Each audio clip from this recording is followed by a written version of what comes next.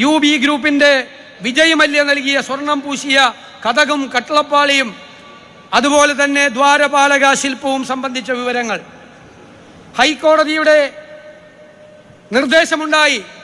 അവരുടെ അനുവാദമില്ലാതെ ഈ പ്രധാനപ്പെട്ട വസ്തുക്കൾ പുറത്തേക്ക് കൊണ്ടുപോകാൻ പാടില്ല. ദേവസ്വം മാനുവൽ അനുസരിച്ച് അവിടെ നടത്തണം അറ്റകുറ്റപ്പണികൾ.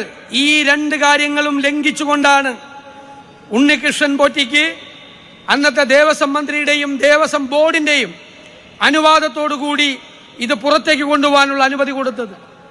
ശബരിമലയിൽ നിന്നും ഇത് മദ്രാസിലെത്താൻ ഹൈക്കോടതി പറഞ്ഞത് 1 മാസവും 9 ദിവസവും നീണ്ടു നിന്നു എന്നാണ്.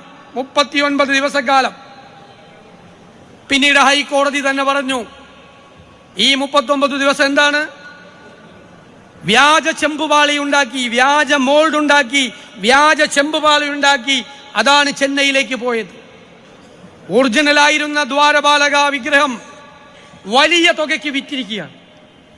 അതുകൊണ്ടാണ് നമ്മൾ കടകംപള്ളി സുരേന്ദ്രനോട്, അന്നത്തെ ദേവസ്വം മന്ത്രിയോട്, അന്നത്തെ ദേവസ്വം ബോർഡിനോട് ചോദിച്ചത്, ഏത് കോടീശ്വരനാണ് നിങ്ങൾ ശബരിമല ധർമ്മശാസ്താവിന്റെ ദ്വാരപാലക ശില്പം കൊടുത്തത്?